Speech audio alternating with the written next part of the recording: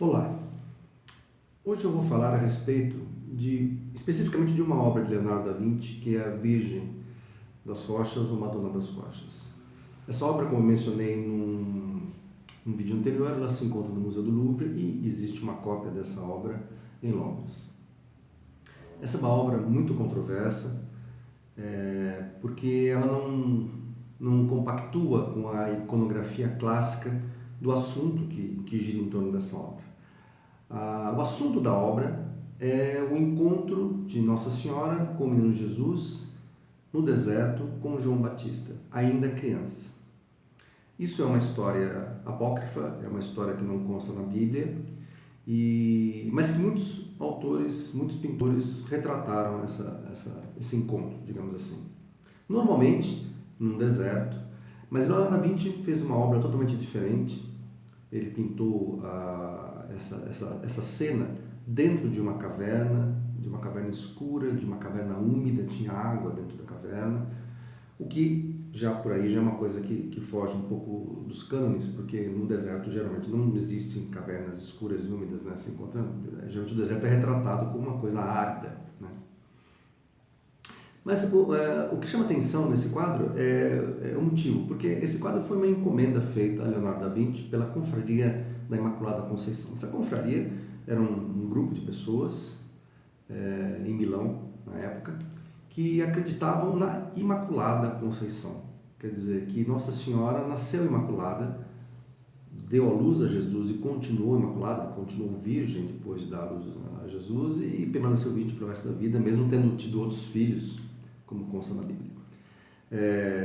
E essa encomenda foi uma encomenda, foi feito um contrato, e esse contrato determinava uma série de coisas, como por exemplo, a cor da vestida de Nossa Senhora, que tinha que ser azul, esse azul tinha que ser a mesma cor da roupa de Deus, que devia estar no quadro retratado, teriam que ter anjos, teriam que ter, enfim, uma série de detalhes constados no contrato, em duas línguas, escrito em latim, em toscano, que era o italiano da época, e foi tacitamente ignorado por Leonardo da Vinci, que fez um quadro completamente diferente do que essa confraria pediu. Tanto que, quando o quadro ficou pronto, a história conta que as pessoas que encomendaram ficaram horrorizados com o quadro. Bom, na verdade, esse quadro pode ser visto de duas formas.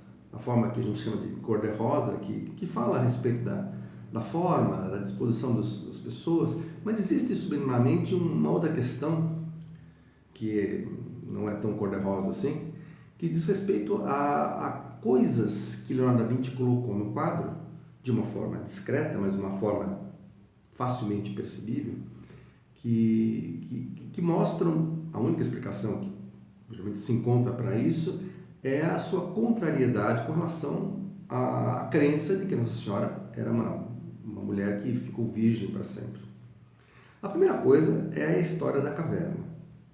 Essa caverna, alguns estudiosos colocam como se fosse uma metáfora de uma vagina de uma mulher, porque é um ambiente, uma cavidade quente, úmida, escura.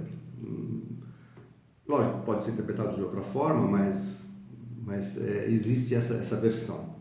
E uma outra coisa que corrobora essa versão é que do lado de fora, Leonardo da Vinci pintou uma série de estruturas em rochas fálicas.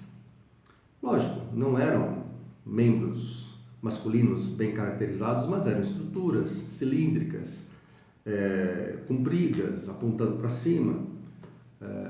Você conta mais ou menos umas 7, 8 estruturas dessas do lado de fora.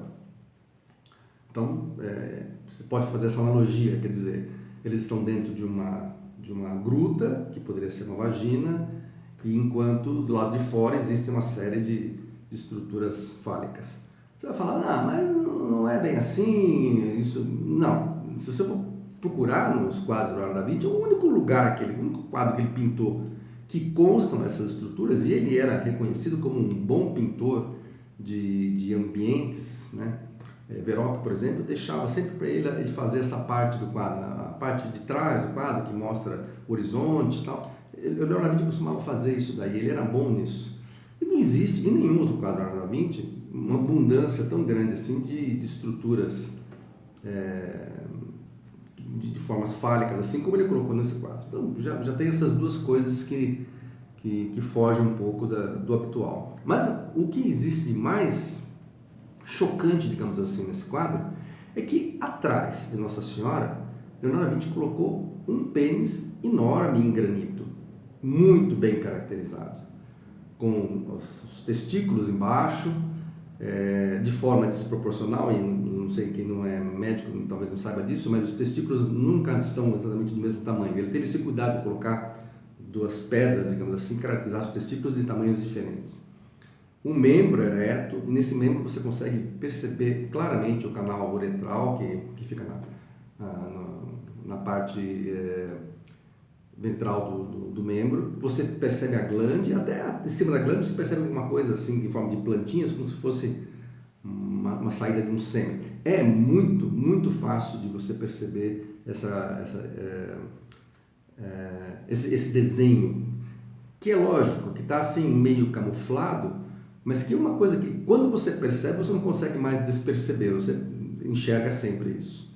Inclusive, ele é muito mais facilmente visto na cópia que tem em Londres. A cópia que tem em Londres, então, qualquer criança olha e percebe que aquilo ali é um membro masculino em ereção.